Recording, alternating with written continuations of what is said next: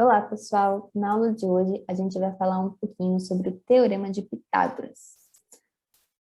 Conceito que está relacionado com essa ilustração aqui, onde a gente tem essa obra de arte, e o pintor, olhando para essa obra de arte, escreveu essa seguinte relação: a ao quadrado mais b ao quadrado é igual a c ao quadrado.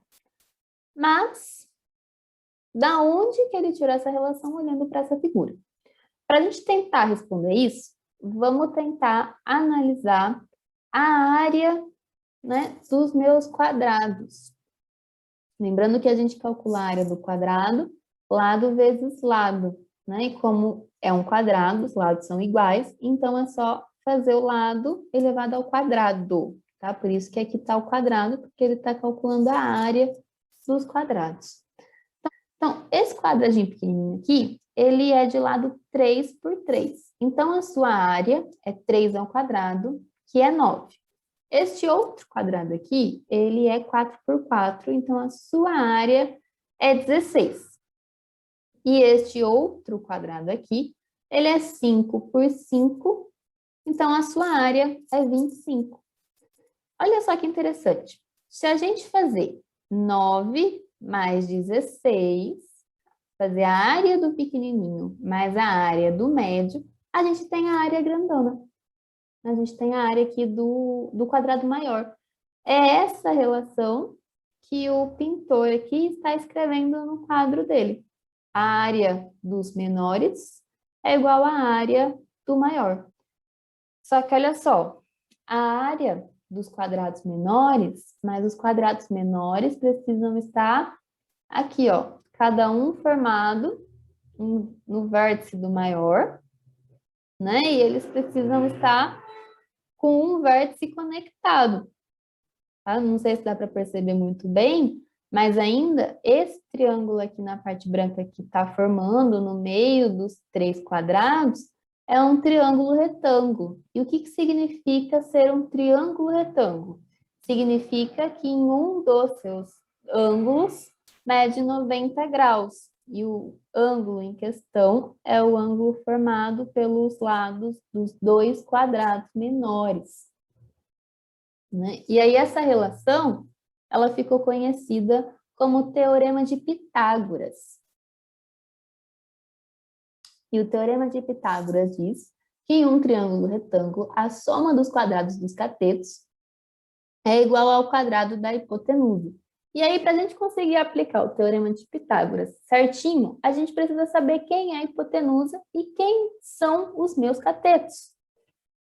Então, a minha hipotenusa é o nome dado ao maior lado do meu triângulo retângulo. Ou também a gente identifica a hipotenusa como o lado de frente com o meu ângulo reto. E como a gente está trabalhando com um triângulo, né, se um lado é a hipotenusa, os outros 2 lados que me sobraram são os catetos. Então, o cateto é o nome dado aos lados menores de um triângulo retângulo, que são perpendiculares entre si. Perpendiculares significa que eles formam um ângulo de 90 graus entre si. Então, a hipotenusa é sempre quem está na frente do ângulo reto, tá? Meu ângulo reto é aqui, ó, destacado em amarelo. O que está na frente dele é o A, é o lado A, então o lado A é a minha hipotenusa. Os outros 2 lados, que são perpendiculares entre si, ou seja, que estão formando o meu ângulo aqui de 90 graus, são os meus catetos. E aí a minha relação de Pitágoras aqui é hipotenusa ao quadrado é igual à soma dos quadrados dos catetos. Então, A ao quadrado é igual a B ao quadrado mais C ao quadrado. Tá? Importante que a gente só pode aplicar o Teorema de Pitágoras em triângulos retângulos. Então, dado 3 lados de um triângulo, se vale a relação de Pitágoras, então o meu triângulo é retângulo. Vamos ver um exemplo. A gente tem um triângulo de lados 15, 12 e 10. Será que esse triângulo é retângulo? Por que esse triângulo é ou não retângulo? Para a gente justificar essa resposta, a gente precisa calcular o Teorema de Pitágoras. Por quê? Porque se vale o Teorema de Pitágoras com esses lados, então o meu triângulo é retângulo. Ah, mas não tem triângulo. Quem vai ser a minha hipotenusa? Quem vai ser os meus catetos? Quem vai ser o quê? Vamos voltar lá na nossa definição? Hipotenusa é o nome dado ao maior lado do triângulo. Então, a minha hipotenusa sempre é o lado maior. 15, 12, 10, quem é maior? O 15. Então, o 15 está fazendo o papel aqui da minha hipotenusa. Então, a minha relação do Teorema de Pitágoras, montada nessa situação, é 12 ao quadrado mais 10 ao quadrado igual a 15 ao quadrado, porque 15 é o meu lado maior, portanto, ele é a hipotenusa. 12 ao quadrado é 12 vezes 12, que é 144. 10 ao quadrado é 10 vezes 10, que dá 100, e 15 ao quadrado é 15 vezes 15, que é 225. 144 mais 100 dá 244. E 244 é diferente de 225. Portanto, esse triângulo não é retângulo, porque não vale o meu teorema de Pitágoras. Agora, vamos ver outro exercício. Né? As medidas indicadas nessas figuras estão em centímetros. Determine o valor de x. Então, a gente quer saber o valor de x nesta figura aqui. Como é que a gente vai fazer isso?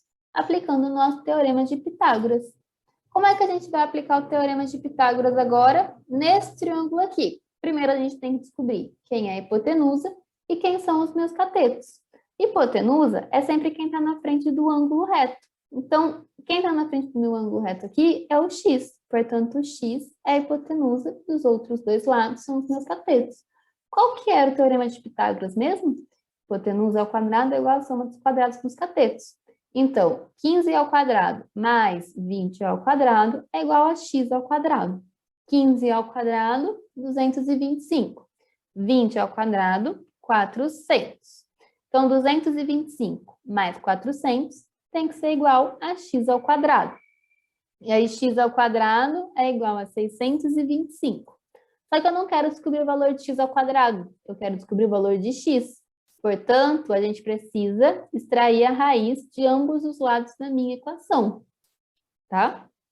Então, o x é igual a raiz quadrada de 625.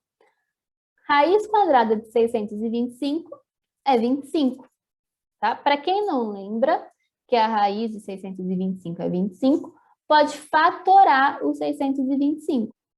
E o nosso último exercício, né, é para determinar o valor de x agora neste triângulo retângulo aqui, que a gente complicou um pouquinho e colocou as medidas aqui em função de raiz de 2. Então, de novo, a gente precisa descobrir quem são as nossas hipotenusas. Então, de novo, a gente precisa descobrir quem é a hipotenusa. E a hipotenusa é sempre quem está na frente do ângulo reto. Meu ângulo reto está aqui, quem está na frente do ângulo reto é 5 raiz de 2. Então, 3 raiz de 2 ao quadrado mais o x ao quadrado tem que ser igual a 5 raiz de 2 ao quadrado. Nossa, mas agora a gente complicou, né? Porque agora a gente tem um conceito de raiz, a gente precisa lembrar como é que a gente faz 3 raiz de 2 ao quadrado.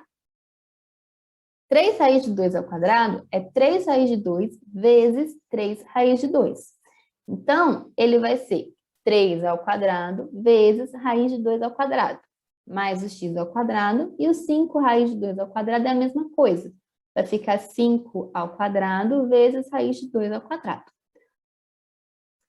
Raiz de 2 ao quadrado é raiz de 2 vezes a raiz de 2, que vai dar 2. E aí a gente precisa lembrar lá das propriedades de radiciação ou das propriedades de potência, né, para resolver essa parte. 3 ao quadrado é 3 vezes 3, que vai dar 9. 5 ao quadrado é 5 vezes 5, que vai dar 25. Então, a gente fica com 9 vezes 2 mais x ao quadrado igual a 25 vezes 2. 9 vezes 2, 18. 25 vezes 2, 50. Então, o x ao quadrado vai ser o 50 menos 18. 50 menos 18, 32. Então, o x ao quadrado é igual a 32. Mas, de novo, a gente não quer o valor de x ao quadrado. A gente quer o valor de x. Portanto, a gente precisa extrair a raiz de ambos os lados. Né? E aí, x é igual à raiz de 32. E a raiz de 32 não é um número exato. Né? A raiz de 32 vai ser 4 raiz de 2. Como é que a gente descobre isso? A gente pode fatorar, e aí a gente precisa voltar de novo lá nos conceitos de radiciação. Agora que já estamos familiarizados com o conceito do Teorema de Pitágoras, já vimos como aplicá-lo e quais as condições para podermos aplicá-lo, vamos ver em quais situações do nosso cotidiano que a gente usa o conceito do Teorema de Pitágoras. Por incrível que pareça, existem inúmeros problemas que podem ser resolvidos com o uso do Teorema de Pitágoras. Por exemplo, com o Teorema de Pitágoras, a gente consegue calcular a medida da diagonal de um quadrado. Também conseguimos calcular a altura de um triângulo equilátero. Lembrando que um triângulo equilátero é um triângulo que possui os 3 lados iguais. Também conseguimos fazer o cálculo da apótena, onde a apótema é o raio da circunferência escrita num polígono. Né? E para representar a apótema, para a gente relembrar um pouquinho, são essas duas imagens aqui. Então, eu tenho uma circunferência inscrita num quadrado, uma circunferência escrita num hexágono. A apótema é o raio dessa circunferência. Então, é esse segmento aqui e este segmento aqui. E através do Teorema de Pitágoras, conseguimos calcular este valor. Aqui é a altura de um triângulo equilátero e aqui é a diagonal de um quadrado. Ah, mas a gente só consegue usar para isso? Não, a gente também consegue aplicar o Teorema de Pitágoras em figuras tridimensionais. Por exemplo, com o Teorema de Pitágoras, eu consigo calcular a diagonal do cubo, consigo calcular a diagonal do bloco retangular, onde os blocos retangulares são os prismas retos de base retangular. E ainda a gente consegue calcular a distância entre 2 pontos usando o conceito de Pitágoras. E aqui, para ilustrar, a gente tem essas situações. Então, aqui eu tenho a diagonal do cubo, aqui eu tenho a diagonal de um bloco retangular, e aqui eu tenho a distância entre 2 pontos. Vamos ver uma aplicação agora?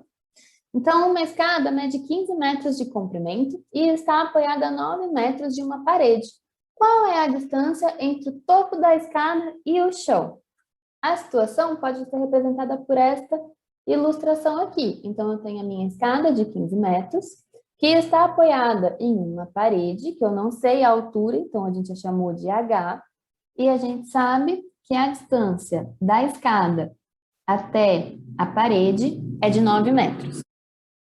E aí, o nosso Teorema de Pitágoras falava que o quadrado da hipotenusa é igual à soma dos quadrados dos catetos. Então, 15 ao quadrado é igual a 9 ao quadrado mais h ao quadrado, onde o h é a altura do topo da escada até o chão. 9 ao quadrado é 81, 15 ao quadrado 225. H ao quadrado vai ser igual a 225 menos 81. 225 menos 81 é 144, mas a gente não está querendo calcular h ao quadrado. Queremos encontrar o valor de h. Portanto, temos que extrair a raiz de ambos os lados.